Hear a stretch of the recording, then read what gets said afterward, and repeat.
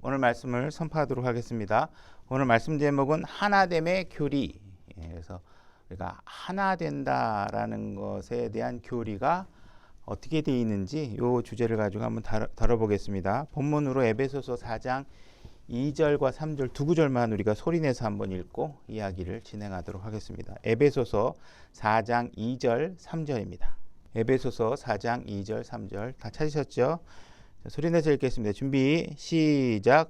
모든 겸손과 온유와 오래 참음으로 사랑 안에서 서로 참아지며 화평에 매는 띠로 성령이 하나 되게 하신 것을 힘써 지키라. 일단 읽었으니까 우리가 읽은 말씀만 한번 오늘 주제에 맞춰서 한번 짚어보도록 하겠습니다. 모든 겸손과 온유와 오래 참음으로 사랑 안에서 서로 참아지며 화평에 매는 띠로 성령이 하나 되게 하신 것을 힘써 지켜라. 3절을 보게 되면 화평에 매는 띠로 성령이 하나 되게 하신 것을 힘써서 지켜라 이렇게 돼 있죠. 그 말의 의미를 우리가 나누어 보면 무슨 뜻이냐면 성령님께서 우리에게 해주신 것이 있다. 그죠? 그래서 성령님께서 하실 일을 다 해놓으셨다. 그죠? 내가 할 일은 다 해놨다. 그러니까 이제는 뭐가 필요하냐면 여러분과 제가 해야 될 일이 남았다. 그러니까 하나님께서 하나 되게 해놓으시고 그것을 위해서 모든 필요한 것을 내가 한 일은 다 했으니까 너는 그것을 가져다가 내가 원하는 방향대로 모든 상태가 이루어지도록 힘써서 그 상태를 지키도록 해라.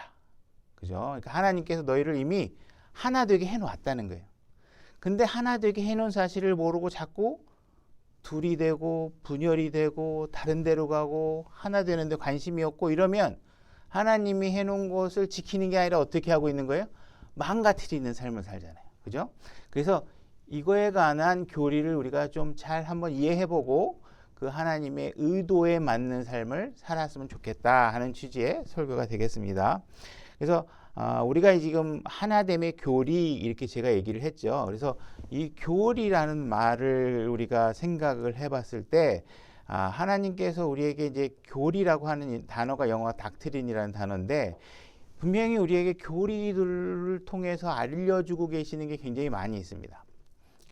그래서 우리가 이 교리들을 통해서 알 수 있는데 그 알 수 있는 방법이 무엇이냐면, 그죠?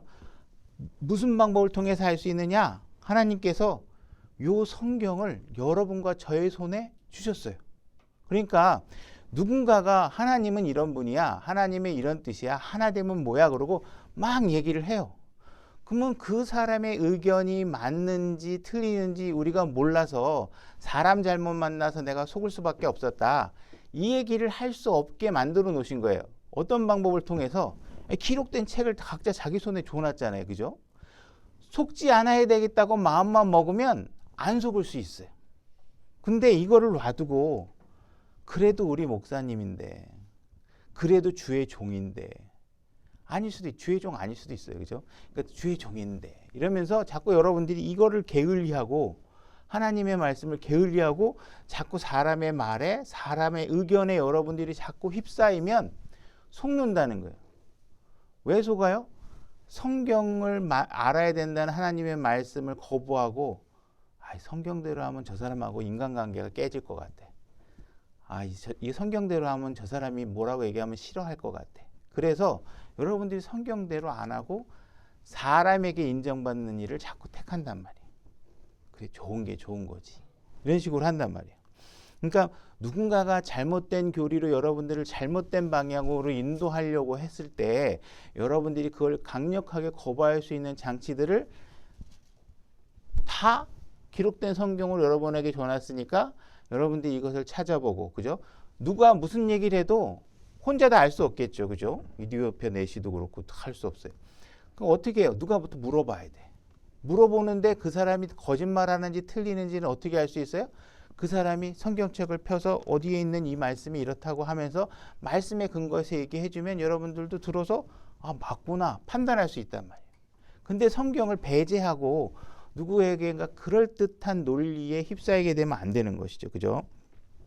근데 우리가 이게 교리라는 문제를 하게 되면 우리가 특히 한국 같은 경우에 두 가지 정도의 양극단의 그 함정에 빠질 수 있는 경우가 있는 것이죠. 그 무엇이냐 하면 교리 그러면 사람들이 이 지식에 굉장히 그 내가 성경을 많이 알게 되면 그 지식에 대한 굉장히 교만이 휩쓸려 가지고 막 따지는 거예요. 그죠? 자기의 삶에 적용하기 위해서 교리를 배우는 게 아니라 누구한테 가르치고 싶어서 선생이 되고 싶어서 자꾸 배워가지고 너 이거 틀려 이거 맞아 내가 가르쳐 줄까 이렇게 자꾸 접근하면서 자기 지식을 뽐내고 싶단 말이에요. 내가 대단한 존재임을 누구에게가 알리고 싶어하는 교만이 생긴단 말이에요. 영적 교만이. 그러니까 그런 교만의 함정이 있겠죠. 그래서 그 지식이라는 것이 이게 책임감을 갖고 생각하면 무겁고 두렵고 내가 지켜야 될 얘기니까 하나하나 아는 것이 굉장히 이게 간단한 일이 아닌데 사람들은 말에 대한 책임이 없는 사람은 어때요? 와 알았다. 내가 자랑해야지. 누구한테 아는 체 해야지. 누구한테 이거 나 안 물어봐 주나? 막 이러잖아요. 이런 생각이 생기면 이 교만에 빠지는 거죠. 또 다른 극단은 뭐냐 하면 사람들 막 교리거리 그러면서 막 엄청나게 하는데 내가 보니까 말씀대로 살지도 않는데 맨날 교리가 이게 맞느니 틀리느니 해가면서 그죠? 막 현란하게 얘기를 한단 말이에요. 근데 그 사람의 삶은 아무것도 아닌 것 같아. 그러니까 어떻게 한 극단은 교리 필요 없어. 교리 필요 없고 그냥 우리가 적당히 이 사람도 불편하지 않고 저 사람도 불편하지 않은 어느 중간인가를 우리가 타협해서 꼭 말씀대로 살아야 될 필요 있겠어? 그러니까 이렇게 우리가 해석을 하면 서로 우리가 편하니까 이렇게 규정하기로 합시다 하면서 뭔가 말씀에 근거하지 않은 주관적인 판단이 개입된 그런 기준들을 자꾸 만들어낸단 말이에요. 그래서 이 두 가지 극단 때문에 어떤 사람은 교리를 완전히 버리고 어떤 사람은 너무 교리에만 해가지고 삶에 적용도 안 되는데 막 강극, 천년왕국, 뭐 전천년설, 후천년설, 어떤 신학자의 주장, 무슨 시 막 아는 게 너무 많아. 뭐 이렇게 아는 게 많아, 그죠? 근데 삶을 보니까 하나도 안 살아내. 그죠? 오늘 아까 여러분들에게 성령의 열매들이 맺어져야 되는데 성령의 열매는 하나도 안 나오고 지식만 현란해. 이러면 안 되겠죠. 그래서 우리가 교리라는 것을 이 극단을 치우치지 않게끔 하면서 정말 교리를 통해서 우리의 삶의 변화를 시킬 수 있는 방법으로 교리를 잘 이해하고 접근해서 교리에 대해서 긍정적이고 이런 생각을 갖고 접근하셔야 된다는 거예요. 그래서 하여튼 이 최근에 킹제임스 진영마저도 교리만 너무 현란하게 주장하면서 실질적인 교회의 삶은 아무것도 안 되고 실제로 막 삶이 막 그냥 사회생활 정도도 안 되는 상황이 막 벌어져요. 그래서 뭐 누구한테 급한데 약 좀 하나 사다 주시겠어요? 막 이렇게 얘기한단 말이에요. 알았어요. 그 형제 애를 가지고서 자기 카드 결제하고 딱 사갖고 갖다 줬어. 고마워요 하고 약 받아가지고 가서 약값을 줄 생각을 안 해. 쪼잔하게 달랄 수도 없고 뭐 6,000원짜리인데 그 6,000원 주고 이건 세상 사람들이 이렇게 안 한단 말이에요. 세상 사람. 근데 이 그리스도인들은 왜 그래요? 주 안에서 서로 사랑해야 되니까 막 웬만한 건 막 무시하고 넘어가는 거야. 그냥 쪼잔하게 막 형제들끼리. 그거하고 무슨 상관이에요? 교리를 잘 모르니까 행동 규범이 막 엉망인데 지식만 현란하면 안 되잖아요. 사소한 거, 여러분들이 말해서 약속 지키는 거, 돈 거래하는 거, 이런 것들이 교리를 통해서 여러분들의 삶의 질서를 잡지 않으면 하나님이 빛을 볼 수가 없고 엉망이 되는, 여러분 자신도 엉망이 되고. 그러면 교리를 성경에서 어떻게 사용하고 있는지, 교리가 무엇인지 그 규범을 하려면 우리가 하는 방법이 뭐예요? 성경에서 이 교리를 어떤 방식으로 쓰고 있느냐, 그 용례를 이제 찾아보는 거죠. 그죠? 그래서 마태복음 22장 29절로 한번 가보겠습니다.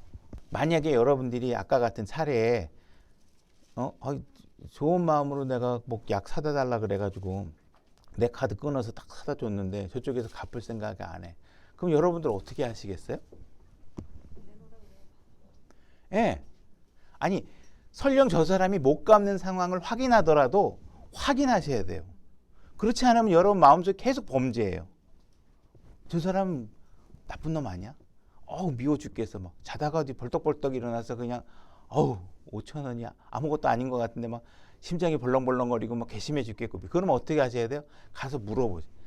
농담으로라도 그때 약간 내 카드 결제한 거 안 잊어버리셨죠? 영수증 갖다 드릴까요? 뭐 이렇게 얘기를 해서 해서 받되 만약에 그 사람이 못 받는다 그러면 그거대로 결론을 내셔야 돼요. 아, 못 갚는구나. 뭐 어떻게 그래서 뭐 주리를 틀겠어요? 뭐 총을 갖다 대겠어요? 5천 원 갖고 뭐 할 수는 없죠. 그렇지만 마음의 의심을 걷어내야 돼요. 못 갚아서 안 갚는구나.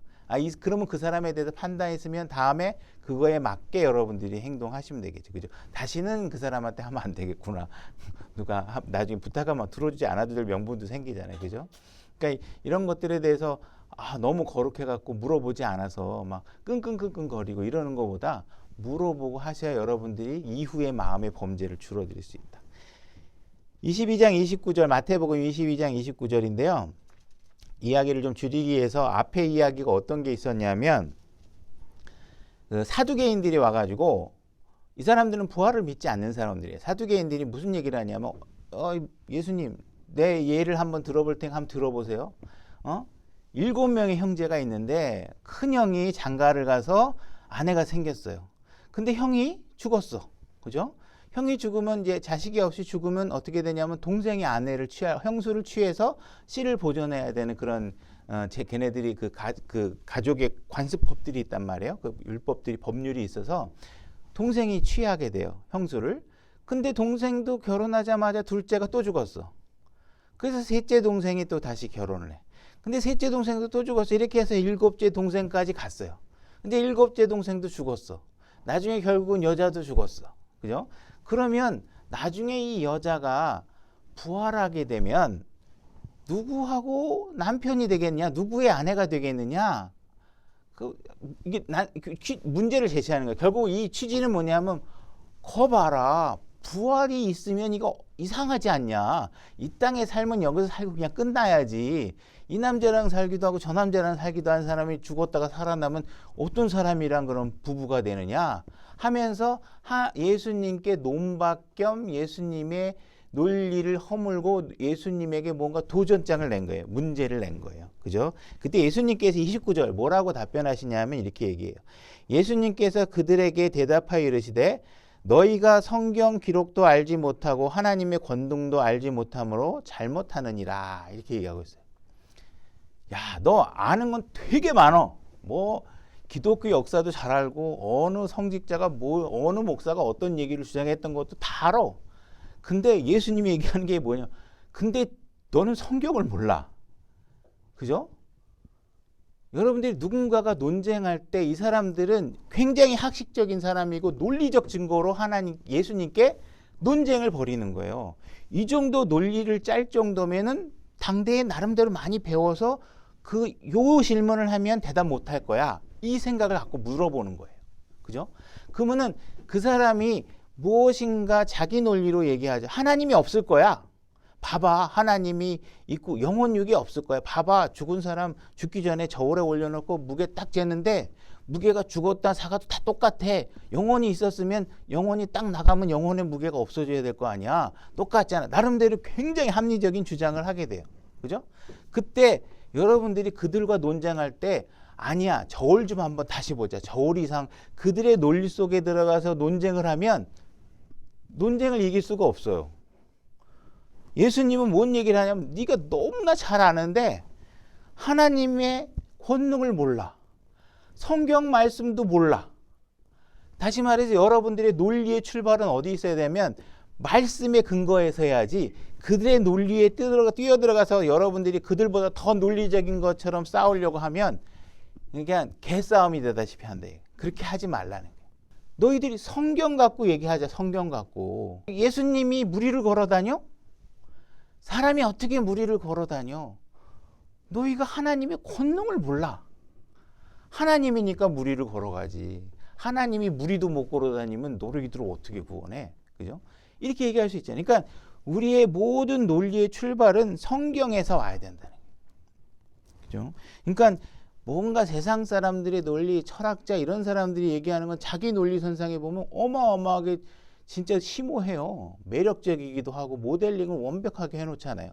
논리의 모델이 워낙 완벽해서 그렇게 완벽하면 철학이라고 그러고 사상이라고 그러고 막 하게 되잖아요. 그죠? 그들의 논리 속에 들어가면 안 돼. 그들은 뭐냐면 말씀도 모르고 하나님이 어떤 신분인지 모르니까 자기의 지혜로만 싸우는 거예요. 그죠? 30절 부활할 때에는 그들이 장가가지도 아니하고 시집가지도 아니하며 하늘에 있는 하나님의 천사들과 같으니라. 그러나 죽은 자들의 부활에 관한 하나님께서 너희에게 말씀하신 것을 읽지 못하느냐. 나는 아브라함의 하나님이요 이삭의 하나님이요 야곱의 하나님이니라 하였으니 하나님은 죽은 자들의 하나님이 아니요 산 자의 하나님이시니라 하매 무리가 그 말씀을 듣고 그분의 무엇에 놀라요? 교리에 깜짝 놀라더라. 지금 예수님이 뭘 했냐면 사두개인들이 부활에 대해서 잘못 알고 있어요. 부활이 없는 걸로 알고 있어. 그래서 성경을 통해서 성경 말씀을 통해서 이들에게 죽었다가 부활하면 그때는 결혼하고 이런 게 아니야. 그때는 그런 거 없어 하면서 성경의 논리로 그들에게 얘기하니까 그가 갖고 얘기하니까 이 사람들이 그를 딱 듣더니 어떻게 해요? 놀래는 거예요. 그죠? 그러니까는 우리는 성경을 많이 알고 제대로 이해해서 사람들에게 말씀을 해줘야지 자꾸 세상의 주변 지식으로 하는 거에 대해서는 잘 거기에 같은 그 논리에 같이 들어가서 싸우는 거는 이길 가능성이 별로 없다. 왜? 여러분들은 그 논리를 학습해 본 적이 없잖아요. 그 사람은 그 논리를 개발하기 위해서 엄청 시간을 들였는데 갑자기 몇 마디 듣고 내가 한번 싸워볼 거야 하고 그 논리에 들어가면 안 되죠. 그들을 성경의 논리로 갖고 올 수 있도록 성경에 여러분들이 준비가 되어야 돼요. 그래서 저도 이렇게 들어보니까는 저쪽 그 의정부 목사님은 그 간극 이론을 안 믿으시더라고요. 그래서 이제 한번 무슨 주장인가 이제 들어봤죠. 그래서 뭐 어쨌든 논리가 있어야 되는데 일단은 잘 이해를 못 하겠어요. 그분은 무슨 그 성경의 뭐 대꾸론적 그 표현 갖고 얘기를 하시는데 이제 제가 잘 이해를 못 하겠어요. 그리고 이제 그런 분들이 이제 자꾸 제가 이제 자꾸 불편한 게 느껴지는 건 뭐냐면 뭐 이 당시에 이단의 교리가 출현하기 시작했고 이 당시에 하면서 뭐 간극 이론이라는 것이 그 진화론자들과 타협하기 위해서 나온 주장이다 뭐 이렇게 하면서 여러 가지 하는데 그런 논리는 사실 필요 없는 거거든요. 그 성경에서 성경이 어떻게 얘기하고 있는지를 들어야 되는데 제가 들어봤는데 무슨 대꾸론적 문체의 대꾸 형식을 가지고 말씀하시는데 제가 잘 이해는 안 가요. 그래서 많이 필요하다 그러면 뭐 그게 맞다 그러면 우리가 또 받아들이긴 해야 되겠죠. 근데 우리가 항상 성경의 논리와 교리를 세울 때 주의해야 되는 건 뭐냐면 자꾸 성경이 아닌 주변 지식을 자꾸 쌓아서 거기다 교리를 올리면 그건 무너져요. 예를 들어서 피터 러크만이죠. 러크만 같은 경우에 뭐 휴거에서 뭐 비행기 추락 사건 하는데 뭐 항공사들이 규정해 보면 비행사들과 부기장들 중에 한 사람은 무조건 난 크리스찬 기독교인이 아닌 사람을 뽑도록 돼 있다. 근데 아직 제가 뭔지 모르지만 그걸 정확하게 항공기 규정에 그런 규정이 있다는 문서를 제가 확인한 게 없거든요. 이런 얘기를 확인 안 되는 걸 막 누군가에게 제가 전해 봐라 세상 사람들도 휴거를 믿고 있어. 그래서 비행 조종사들 중에 한 명은 무조건 기독교인이 아니어야 돼. 만약에 세 사람이 다 갑자기 부기장 2명이다 이래서 뭐 기장이 한 사람 잘 모르겠지만 그러면 세 사람을 전부 다 크리스찬으로 하게 되면 다 휴거 대부분의 비행기가 추락 사고 날 거야. 그래서 그렇게 규정을 했다는 전 상식적으로 세상에서 그런 규정을 만들 리가 나는 없다고 생각하는데 그런 규정을 통해서 휴거를 주장한단 말이에요. 합리적이다. 이런지. 이게 거꾸로 되는 주장이거든요. 저는 이제 확인이 되면 뭐 참고 자료는 될 수 있겠지만 이런 식으로 성경이 아닌 것으로 교리를 확증하려고 하는 것들은 무의미하다. 그죠? 그래서 교리를 접근할 때 하나님처럼 말씀을 근거로 해서 시작하셔야 되고 하나님이 어떤 일을 하실 수 있는 분인가를 아시고 그거에 관해서도 폭넓게 바라보실 수 있어야 된다는 것이죠. 그죠? 그래서 이런 교리 같은 경우에는 결국은 예수님께서 이들에게 잘못 알고 있는 부활의 교리를 알려주신 건데 이런 것들은 실생활에는 사실 별 필요 없는 얘기들이에요. 그죠? 부활해서 무슨 일이 생기는 걸 아는 거하고 우리의 삶이 어떤 변화를 겪는 거하고는 아무 상관없죠. 어쨌든 그래도 이건 성경에서 얘기하는 것이니까 하나님, 예수님께서 가르쳐주고 있는 거고 그들의 논리가 잘못되어 있으니까 깨우쳐주기 위해서 가르쳐주고 있어요. 그래서 그 가르침을 보더니 깜짝 놀라는 것이죠. 그죠? 자, 마가복음 12장 38절로 가보겠습니다. 마가복음 12장 38절 제가 읽겠습니다. 또 그분께서 자신의 교리로, 예수님께서 자신의 교리로 그들에게 이르시되 긴 옷을 입고 다니는 것과 시장에서 인사받는 것과 회당에 으뜸가는 자리와 잔치의 맨 윗자리를 좋아하는 서기관들을 조심하라. 그들이 과부의 집을 삼키고 거칠애로 길게 기도하더니 더 큰 정죄를 받으리라 하시니라. 이렇게 얘기해요. 그러니까 어디 가서 너무 거룩한 척 하지 말고 존경받으려고 하지 말고 이런 것을 하지 말라고 가르쳐 주시는 것을 지금 교리라고 얘기하고 있는 거예요. 여기서 우리가 또 정확하게 짚어야 될 건 뭐냐면 자기의 교리라고 얘기하고 있죠. 말씀이신 예수 그리스도, 그죠? 또 그 삼위일체 중에 하나이신 하나님이시기도 한 예수 그리스도, 그분이 자신의 교리로 가르치는 거예요. 그러니까 우리는 그분의 말씀에 근거한 교리를 가르쳐야지, 그죠? 어떤 유명한 신학자의 교리를 가르치시면 안 돼요. 뭐 칼빈의 뭐 예종론 이런 거는 성경의 교리, 그분의 교리가 아니에요. 그죠? 그분의 교리로 확정되어 있는 게 아니에요. 그래서 누구의 주장, 누구의 논리 이런 걸로 하는 것은 교리가 아니다. 그래서 자신의 말씀으로 교리로 가르쳐주고 있고, 이렇게 교리라는 것이 거창한 것이 아니라 우리에게 어떻게 살아야 하는지, 하나님의 계획이 어떤 것인지, 이와 같이 하나님께서 성경을 통해서 우리에게 알려주고 싶어하는 것들을 가르치는 것을 교리라고 해요. 그러니까 우리가 교리를 몰라서는 하나님이 우리에게 어떻게 살려고 하는지를 알 수가 없는 거예요. 그러니까 교리를 나는 무시하겠다, 너무 따지는 거 싫다, 이 얘기는 그냥 자기 주장이에요. 그러니까 우리는 무엇인가 주장하려고 그러면 성경을 근거로 해서 보아야 한다는 거예요. 그죠?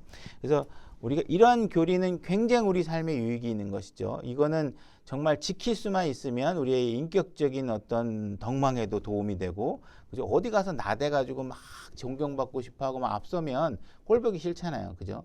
자기는 대단한 것 같지만 사람들은 뒤돌아서 보면 말이야 막, 그죠? 막 구청장들 막 다니는데 막 조지폭력배처럼 막 한 열 몇 명이 뒤에 거느리고 막 다니잖아요. 그런 거 좋아하는 사람들이 또 있단 말이에요. 막 대단한 것 같고 막 하지만 뒤돌아서 막 뭐 건달도 아니고 맨 사람들 둘둘. 그 시대가 이게 시대가 떠나서 어쨌든 간에 그런 거 보면 사람들이 전부 다 불편해 하잖아요. 그러니까 이런 것들에 관해서 우리가 하나님이 가르쳐 주신 것들을 그대로 실생활에 유익한 가르침도 있고, 실제적으로 유익한 것과 상관없지만 알아야 될 것들도 가르쳐 주시는 게 있다. 그러면 오늘 그 하나됨에 관한 우리가 교리를 배우려고 하는데 에베소서 4장 1절로 가보겠습니다. 그럼 하나님께서 하나 되는 것에 관해서 어떤 가르침을 우리에게 주고 계시는 것인가, 하나됨이라는 게 어떤 의미가 있고 우리 삶에 어떤 영향을 주고 있는 것인지를 이제 우리가 배워보려고 하는 것입니다. 에베소서 4장 1절 제가 읽겠습니다. 그러므로 주의 갇힌 자 된 내가 너희에게 간청하노니 너희는 너희를 부르실 때 허락하신 그 부르심에 합당하게 걷고 모든 겸손과 온유와 오래 참음으로 사랑 안에서 서로 참아주며 화평에 매는 띠로 성령이 하나 되게 하신 것을 힘써 지키라. 여기서 하나 되게 하신 것, 우리가 아까 처음에 본문 읽을 때 얘기했지만 하나 되게 한다는 이 말이 1, 2, 3 할 때 그 원이가 아니라 여기서는 unity라는 단어를 써요. unity, U-N-I-T-Y. unity라는 것은 어떤 단어냐면 여러 개를 묶어서 하나로 만드는 거예요. 제가 뭐 이해를 돕기 위해서 이게 좋은 예인지는 모르겠지만 어쨌든 마땅한 예가 없어서 이제 그걸 설명을 드리면, 여러분 미국이 영어로 뭐냐면 USA예요. 그죠? 이게 무슨 뜻의 약자냐면 U가 United, Unity에서 나온 말이에요. United States of America 그래가지고 미국이라는 나라는 50개의 주가 있어요. 주가 다 뭉쳐서 미국이라는 하나의 나라가 된 거예요. 여러 가지 주가들이 오클라호마, 텍사스 뭐 이런 주들이 있잖아요. 이런 주들이 각각 자체적으로 자기 일들을 하지만 그 모든 것들이 아메리카라 미국이라는 하나의 이름 아래 뭉쳐서 하나가 된 거예요. 우리도 마찬가지로 여러분과는 다 각각이에요. 각각의 인격체죠. 이런 각각의 인격체를 갖다 하나님께서 유니티, 하나로 뭉쳐서 하나처럼 지내라. 요거 하나로 내가 만들어 놨다. 그 어떻게 만들었는지 우리가 또 살펴보겠지만 하나로 만들어 놨으니까 요 상태를 잘 유지하고 지켜라 하는 말씀을 하고 계시는 거예요. 너희들은 단합된 상태다. 이제 너희는 개개인이 그냥 개개인이 아니라 예수 그리스도라는 하나의 타이틀 안에 뭉쳐 있는 거니까 이제 너희들은 예수님을 위해서 모든 것을 함께 힘써서 노력해야 된다. 이 얘기를 하고 있는 거예요. 자, 4절 에베소 4장 4절 너희를 부르심의 한 소망 안에서 너희를 부르신 것 같이 하나님께서 어떤 식으로 우리를 하나 되게 유니티하게 해놓으셨냐면 한 몸 안에 넣어놨다는 거예요.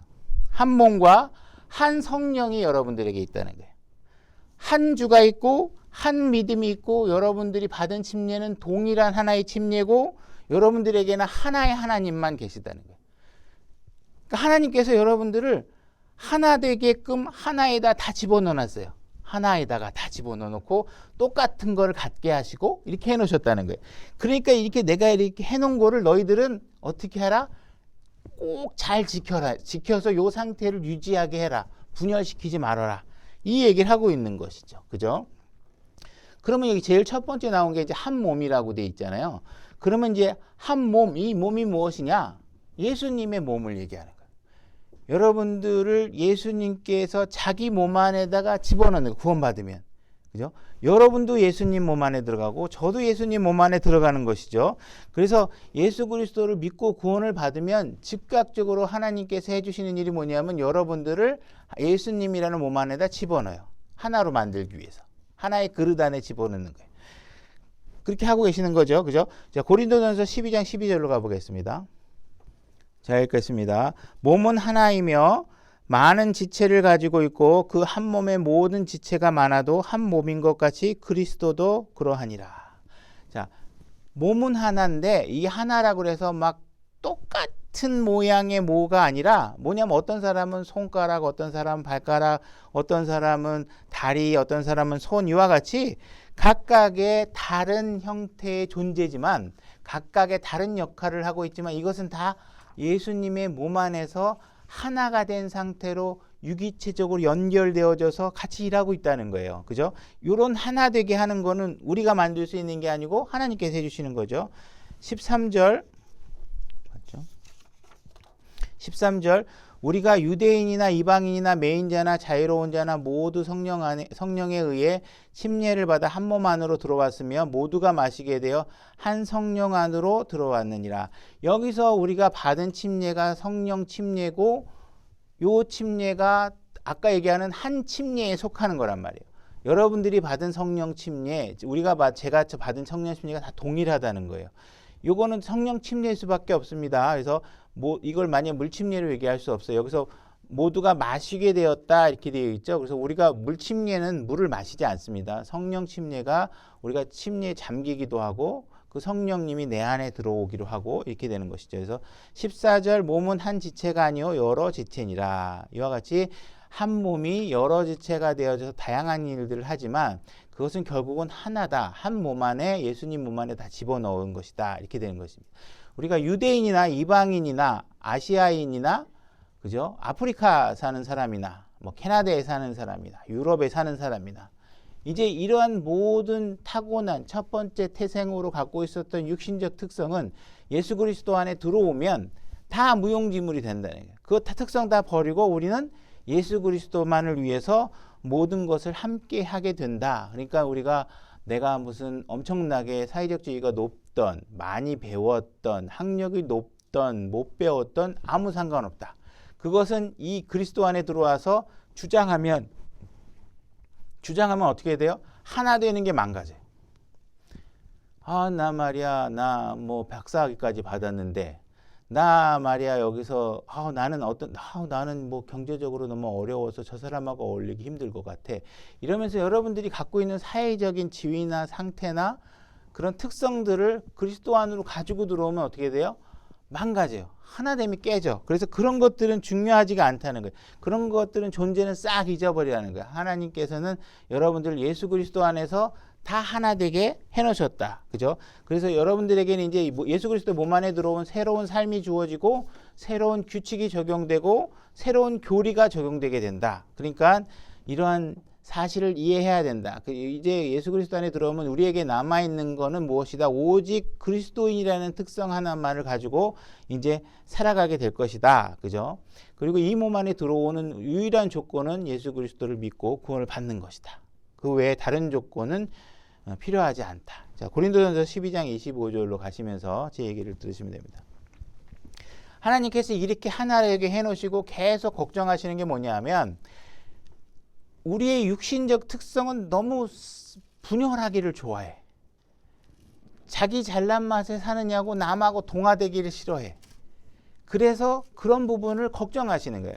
그래서 그거를 안 하려고 하면 육신적인 특성을 싹 다 잊어버리고 너희들이 그리스도인이다. 새로운 삶이 적용되고 있다는 사실을 알게 하는 것이죠. 그래서 25절, 고린도서 12장 25절, 이것은 우리가 이렇게 하나 되게 하신 것은 몸 안에 분쟁이 없게 하고 오직 지체들이 서로 같은 보살핌을 받게 하려 하십니다.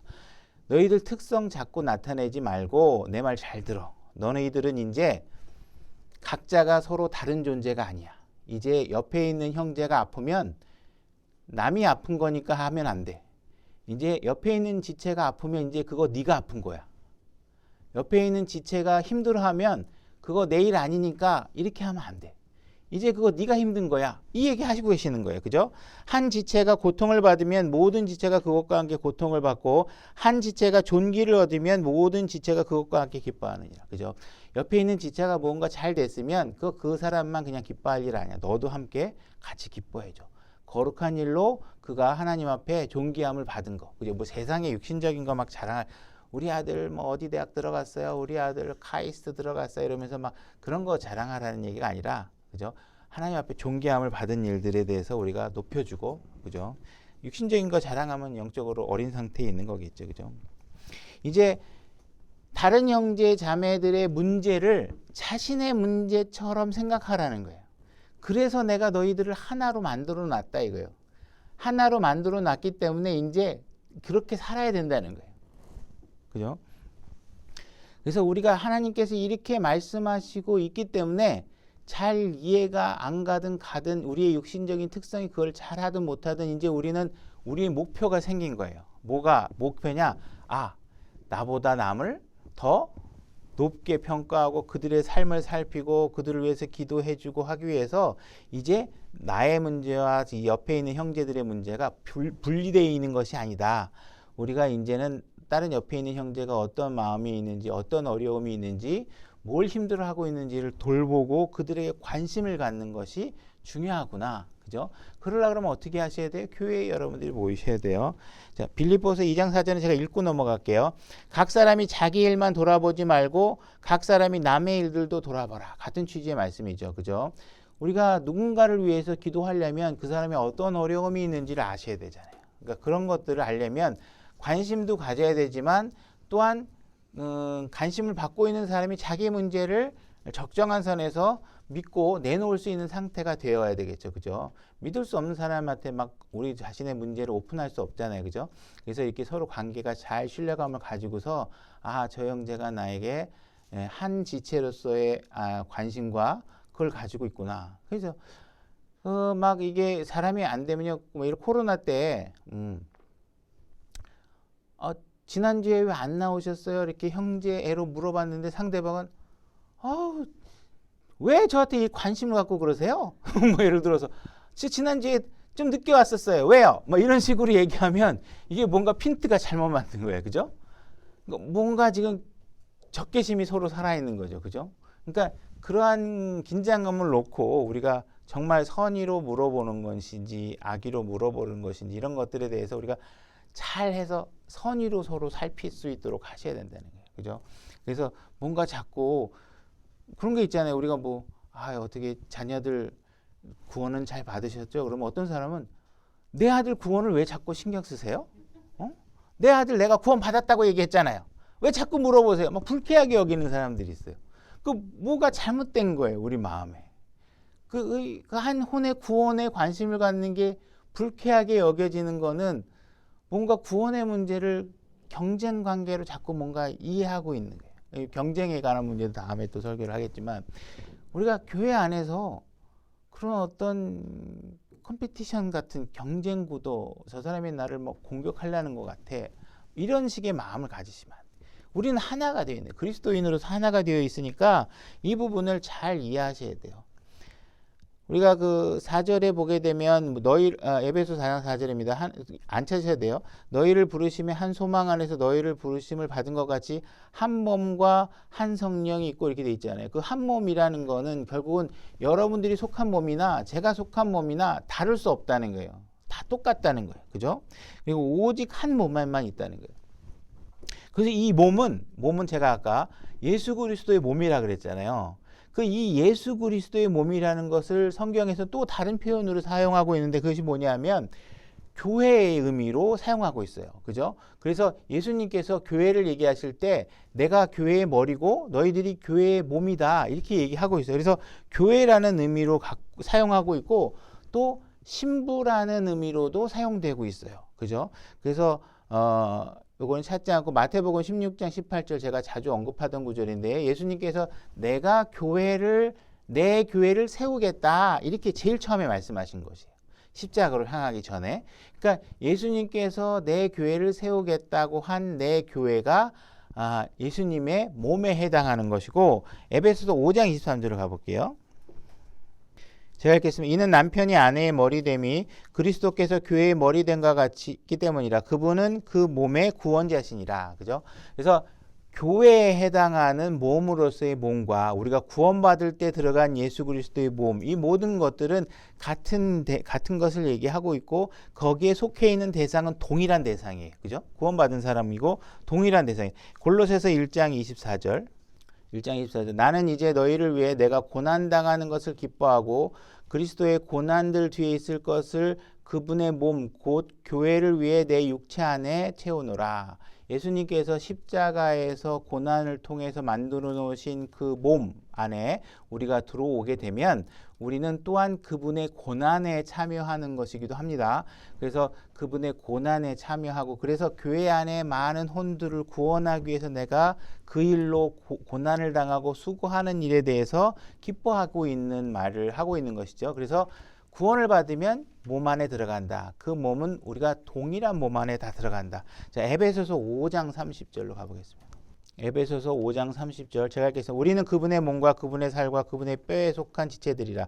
이런 까닭에 남자가 자기 아버지와 어머니를 떠나 자기 아내와 결합하여 그들 둘이 한 육체가 될지니 이것은 큰 신비라. 그러나 내가 그리스도와 교회에 대하여 말하노라. 지금 남자와 여자가 결혼하게 되면 부모를 떠나서 한 육체가 되는 것을 얘기하고 있어요. 그래서 부모를 떠나서 한 육체가 되는 걸 얘기하면서 이것을 뭐에 관한 얘기라고 얘기하고 있어요? 교회에 관한 이야기다 이렇게 얘기하고 있어요. 그죠? 그러니까 지금 이 이야기는 결혼하면 부모 버리고 떠나야 된다 하는 교리로 얘기한 게 아니라 뭔 얘기를 하고 있냐면 그 예수님과 교회의 관계를 얘기하면서 이렇게 얘기를 하고 있는 거예요. 그죠? 기존의 것을 떠나서 예수님과 지금 한 몸이 되어졌다 하는 얘기를 하는 거예요. 그래서 이 이야기로 부모하고 분가를 해야 된다라는 교리로 확정해서 쓰면은 오류가 생길 수 있어요. 그래서 부모와 자식 간의 관계는 에베소서 6장의 교리로 가져가서 여러분들이 쓰셔야 돼요. 그래서 부모를 공경하셔야 돼요. 그죠? 이 교리를 그러면 떠나서 살지 말라는 얘기냐? 오늘 주제는 아니지만 만약에 부모가 그리스도인이고 자녀가 그리스도인이고 서로가 결혼해서 부모로부터 경제적으로 모든 삶의 주도권을 가지고 분가해서 사는 건 맞아요. 그게 맞는 거지만 예를 들어서 부모가 그리스도인이 아니에요. 예를 들어서요. 부모가 그리스도인이 아니라 그냥 자식하고 같이 살고 싶어 해. 그러면 부모를 어떻게 하는 것이 공경하는 방법인가를 찾아서 섬기시면 되는 거예요. 그죠? 그러니까 이게 결혼하면 부모 모시면 안 돼. 떠나라고 돼 있잖아. 이렇게 이거를 결혼과 분가의 문제로 가져다가 확정된 것처럼 쓰기에는 곤란한 거다. 왜? 지금 이 교리가 뭐를 위해서 얘기하는 걸 한 몸이 됐다 예수 그리스도와 교회가 그거 교회에 관해서 알려주려고 이게 신비다 이 얘기를 하는 거예요. 그래서 우리는 예수 그리스도와 결혼을 했는데 실제로 우리는 지금 언제 결혼식을 해요? 나중에 그리스도의 심판석이 끝나고 나면 혼인식을 해요. 그럼 지금은 부부가 첫날 밤을 안 보냈는데 어떻게 부부인가? 성경은 정혼하면 부부예요. 그죠?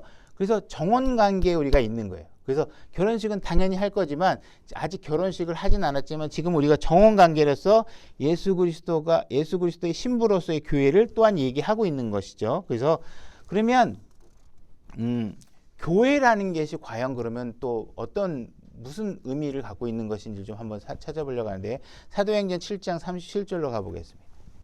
제가 읽겠습니다. 이스라엘 자손에게 주 너희 하나님께서 너희 형제들 중에 나와 같은 대언자 하나를 너희를 위하여 일으키시리니 너희는 그의 말을 들을지니라 하고 말한 이 사람이 바로 모세니라. 시내산에서 자기에게 모세에게 말하던 그 천사와 또 우리 조상들과 함께 광야에 있던 교회에 있으면서 살아있는 말씀들을 받아 우리에게 주시던 자가 바로 이 사람이니라. 여기 광야에 있던 교회에 이런 말이 있죠. 다시 말해서 구약 시대에 광야에 교회가 있었다. 그 교회는 모세가 속해 있던 교회다. 이렇게 얘기를 하고 있어요. 그러면 왜 그냥 교회라고 얘기하지 않고 예를 들어서 광야에 있었을 때 교회가 있었어 이런 식으로 말하지 않고 교회는 교회인데 광야에 있던 교회다 이렇게 한정해서 수식어를 붙여서 사용하고 있죠. 그러니까 만약에 그냥 교회라고만 쓰면 안 되는구나. 그래서 이렇게 한정해서 쓰는구나. 이 얘기를 지금 얘기하는 거예요. 그래서 우리가 교리를 확정할 때는 그 단어가 정확하게 규정하고 있는 바가 무엇인지를 디테일하게 규범하지 않으면 혼란이 되는. 그냥 교회라고 쓰면 헷갈리는 거죠. 그죠? 광야에 있던 것을 교회라고 얘기하는데 그럼 우리가 지금 알고 있는 예수 그리스도를 믿으면 예수님의 몸 안에 들어가서 예수님이 머리인 교회와 똑같을 수가 없잖아요. 왜? 예수님의 교회라는 건 마태복음 16장에 처음 등장해서 내가 만들겠다고 했으니까 그 이전엔 예수님이 만든 몸된 교회라는 건 존재할 수가 없잖아요. 그러니까 이게 그러면 그건 교회라고 철치라고만 써갖고는 이게 문맥상마다 다 다른 의미가 있겠구나라는 것을 알 수 있는 것이죠. 그래서 교회라는 것이 정확하게 어떤 의미인가를 우리가 알아야 되겠죠. 그죠? 그래서 성경에 보게 되면 하나의 단어가 여러 가지 용례로 사용되고 있는 것들이 있어요. 영어 같은 경우, 물론 한국말도 그런 것도 있겠지만 영어의 예를 들게 되면 이제 영어니까 여러분들이 잘 무슨 단어인지 모르면 그냥 취지만 이해하시면 될 것 같습니다. 그래서 apology라는 단어가 있으면 이거는 미안하다 이렇게 할 때 우리가 apologize 이렇게 하면서 쓰는 단어인데 이것이 양해를 구한다라는 말로도 사용되고요. 또 그다음에 fast라는 단어가 있어요. FAST 빠르게 움직인다는 의미. fast라는 단어가 있는데 성경에서 이 fast라는 단어는 또한 굽는 거 금식할 때 쓰는 단어이기도 해요. 그죠? 그 다음에 영어에 let라는 단어가 있어요. 그래서 let이라는 것은 영어에서 보통 let me introduce myself 이러면은 제가 내 자신을 소개해도 될까요? 하고 여러분들에게 허락을 구할 때 쓰는 let이라는 동사가 있어요. 근데 이게 성경에서는 어떤 단어로 쓰이냐면 로마에서 보면 내가 로마로 가려고 하는데 방해받았다 하면서 let이라는 게 방해받는다는 뜻으로 사용돼요. 우리가 테니스를 하게 되면 테니스 공을 칠 때 우리가 그 서비스하는 사람이 테니스 네트에 딱 걸리게 되면 let 하고 이렇게 심판이 얘기해요. 그게 let이 네트에 걸렸다고 net net을 쓰는 게 아니라 let let 방해받았다 이런 맛으로 let이라는 선언을 하게 됩니다. 그래서 이와 같이 하나의 단어가 여러 가지 의미로 사용되는 경우가 있기 때문에 그 의미를 문맥을 통해서 잘 규범하지 않으면 교리적으로 혼란이 올 수가 있는 것이죠. 그죠? 히브리서 2장 11절을 한번 보겠습니다. 거룩히 구별하시는 분과 거룩히 구별된 자들이 다 하나에서 났으니 이러한 까닭에 그분께서 그들을 형제라 부르기를 부끄러워하지 아니하시고 이르시되 내가 주의 이름을 내 형제들에게 밝히 보이고 교회의 한가운데서 노래로 주를 찬양하리이다 하시며 이렇게 되어 있습니다. 여기서 교회라는 단어가 나오는데 이 12절 구절이 이게 시편에 있는 말을 인용한 구절이에요. 시편 구절로 가보겠습니다. 시편 22편 22절. 제가 읽겠습니다. 내가 주의 이름을 내 형제들에게 밝히 보이고 회중의 한가운데서 주를 찬양하리라. 아까 교회라고 돼 있던 단어가 구약에서 뭐로 돼 있냐면 회중이라는 단어로 돼 있어요. 다시 말해서 교회와 회중이 대체돼서 사용되고 있어요. 그러니까 이 교회라는 의미는 회중이라는 의미가 있어요.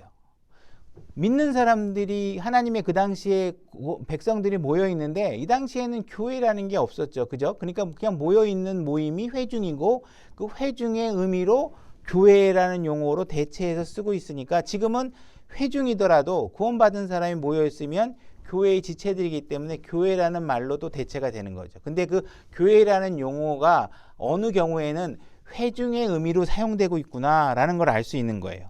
그 다음에 우리가 이제 몸된 교회 말고 이제 사도행전 9장 31절로 가보게 되면 교회가 churches라고 해서 복수 형태로 쓰이는 경우가 있습니다.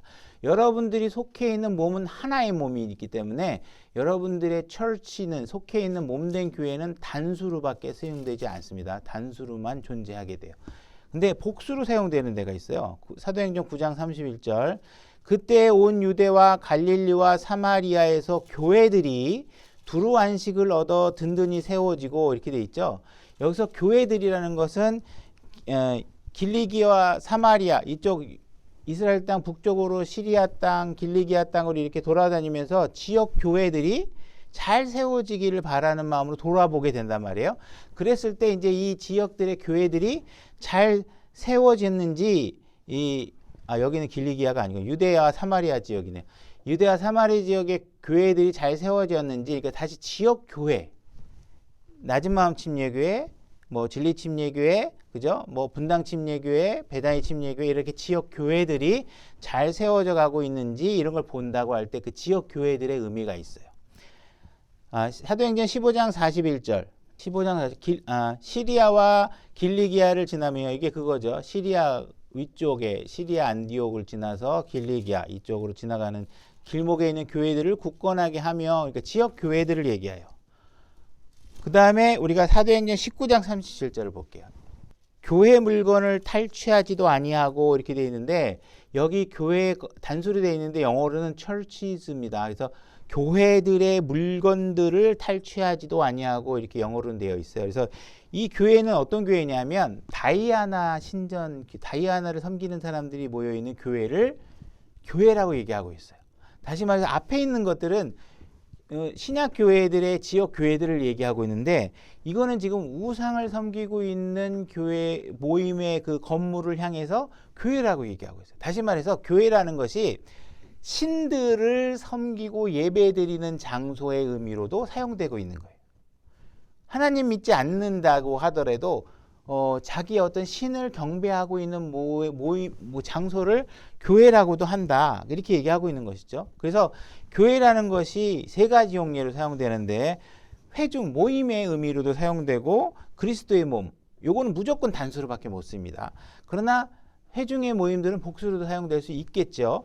그 다음에 예배를 드리는 장소, 그죠? 꼭 하나님뿐만 아니라 그냥 다른 신을 섬기더라도 하나님을 신을 자기네 신을 섬기는 장소를 또한 교회라고도 한다. 그래서 이 교회라는 말을 그냥 보통 우리가 신약교회에서 교회 그러면 다 암묵적으로 예수 그리스도의 몸된 교회를 우리가 약속처럼 쓰고는 있지만 성경에 있는 교회라는 용례가 꼭 그거로만은 사용되지 않는다는 사실을 이해하고 써야 된다는 것이죠. 그죠?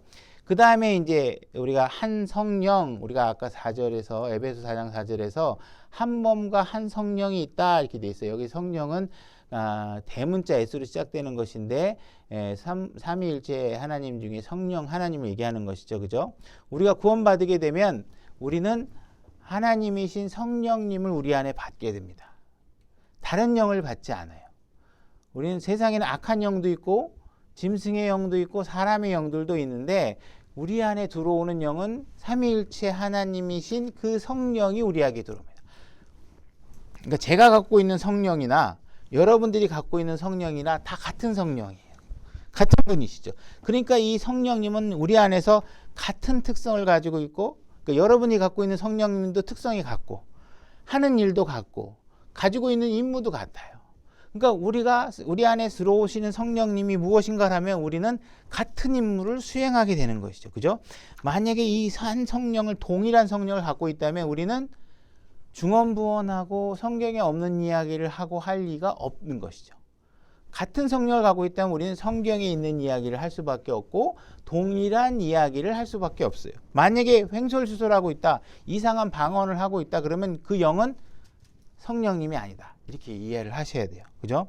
만약에 어떤 여성이 노출이 심한 옷을 입고 늑대 같은 눈을 쳐다보고 있는 수망의 욕망의 눈이 있는 남자들 사이를 거침없이 지나다니고 있다, 그러면 자기 자신을 굉장한 위험에 노출시키는 거잖아요. 그죠? 그게 위험하다고 느끼지 않고 그 욕망의 시선들을, 그죠? 그런 것들을 즐기고 있다.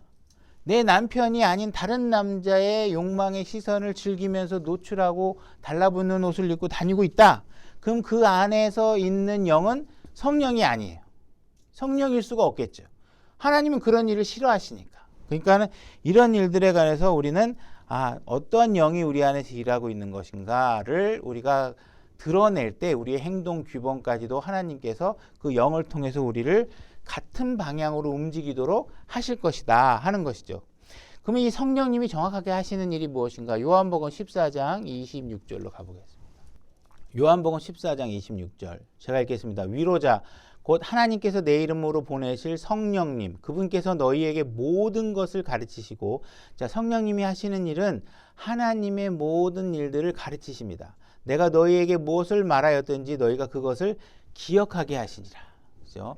하나님께서 하신 말씀을 가르쳐주고 이해하게 하시고 그걸 기억나게 하는 것이 성령님이 하신다는 거예요. 그죠? 그러니까는 만약에 누군가가 성경에 기록되지 않은 것을 가르치고 있다 그러면 그건 나와 동일한 성령님이 하시는 일이 아닌 거예요. 뭔가 누군가가 얘기해주고 가르쳐준 내용이 성경에 기록되지 않으면, 성경에서 찾을 수 없다면 그건 성령님께서 하신 일이 아니라는 거예요. 그거를 내가 누군가에게 사람에 의지하는 것이 아니라 내가 손에 들어있는 성경을 통해서 확인하고 있을 수 있다는 것이죠. 누가복음 24장 49절 제가 읽겠습니다. 보라, 내가 내 아버지의 약속하신 것을 너희에게 보내려니와, 약속하신 걸 보내는 거 성령님이죠. 그죠? 너희는 높은 곳으로부터 오는 권능을 입을 때에 예루살렘 시에 머무라. 성령님을 보내면 우리는 권능을 입게 됩니다. 그죠? 이 권능은 과연 그럼 어떤 권능이냐? 무엇을 하기 위해서 이런 권능을 주시느냐? 사도행전 1장 8절로 가보겠습니다.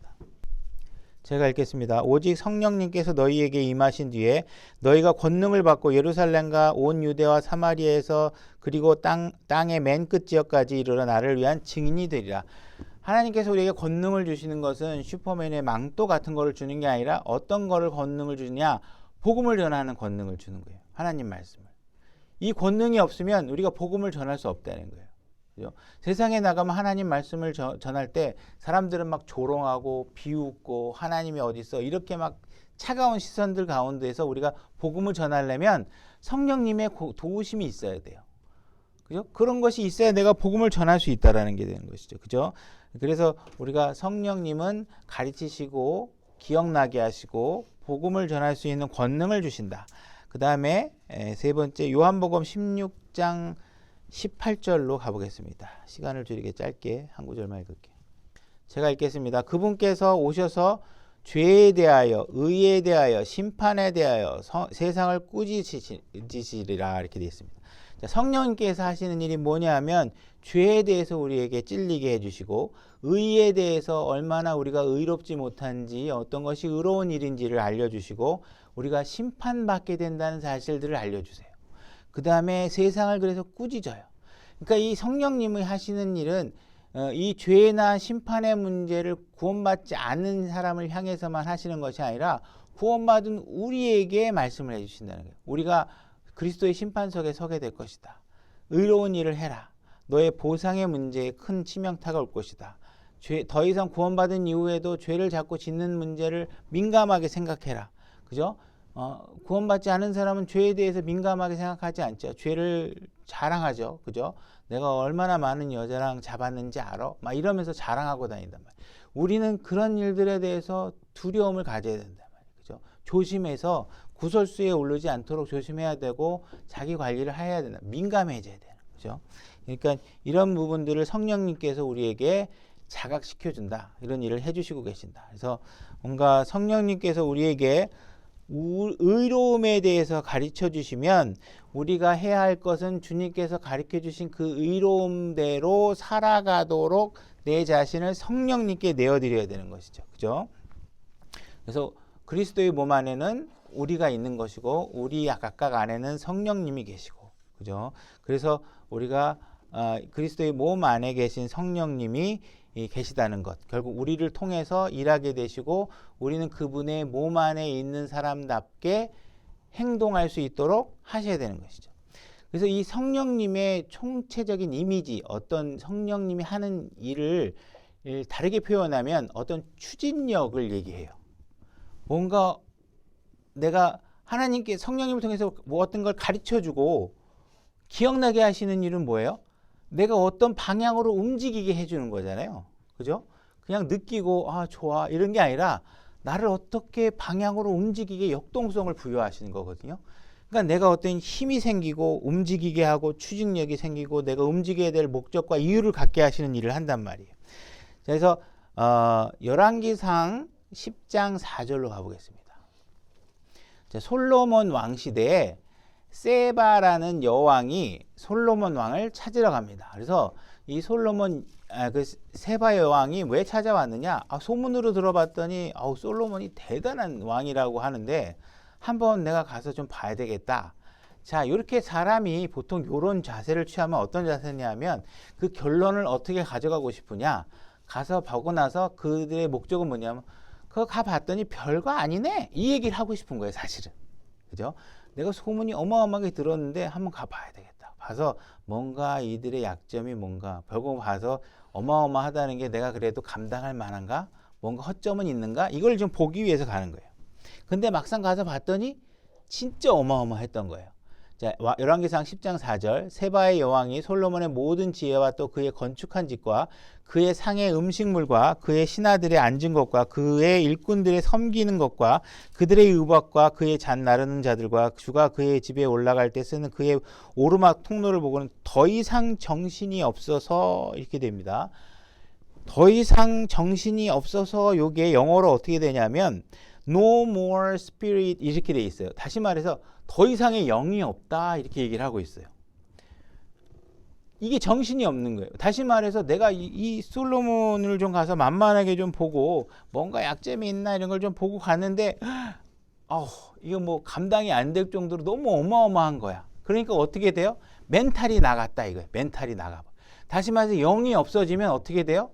운매 기주고 더 이상 내가 여기서 뭘 어떻게 할 수 있는 게 없구나 하고 자포자기가 되는 거예요. 그러니까 영이 없어지면 뭐가 없어져요?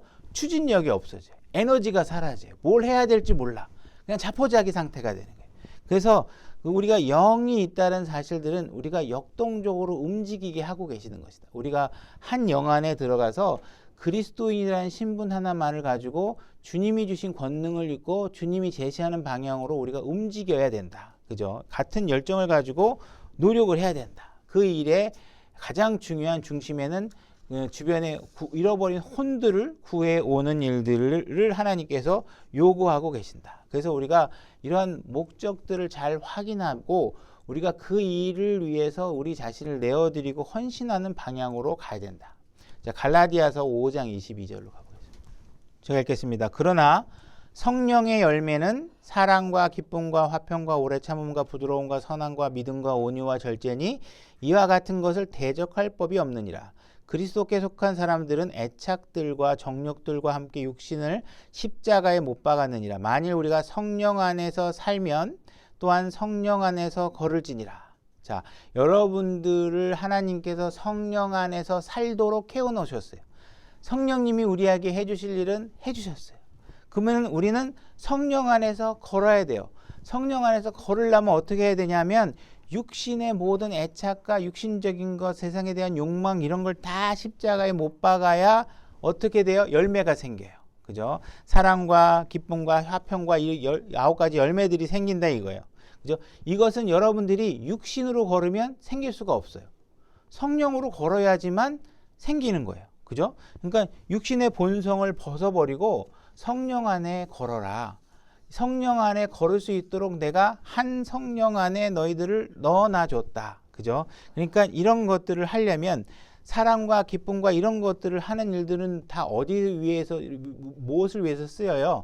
주변의 형제 자매를 대할 때, 그죠? 다른 지체들을 대할 때, 그죠? 우리가 교회로서 우리가 하나가 되어져서 무언가 함께 일을 할 때 이러한 인품을 가지고 일을 해야 된다. 그러니까 이런 일들 해야 된다. 그래서 하나님께서 해주신 거는 무엇이냐? 우리를 한 몸 안에 넣어줬고 한 성령 안에 살게 해주셨다. 그렇다 그러면 우리는 성령님께서 그 안에서 해주시는 일, 하나님의 말씀을 알려주시고 기억하게 해주신 일을 통해서 우리가 그 하나님의 뜻을 자각하고 깨달아서 주님께서 해주신 일들을 잘 이해하고 그에 합당한 삶을 살도록 해야 된다. 이 얘기를 하고 있는 거예요. 그죠? 그래서 우리가 한 몸에 있는 사실들을 잘 이해해서 다른 지체들을 위해서 기도하고 그들의 처지와 형편을 살피고 자기 자신의 일보다 옆에 있는 형제 자매들의 일들을 더 우선시해서 생각하고 하는 일들을 해야 된다는 거예요.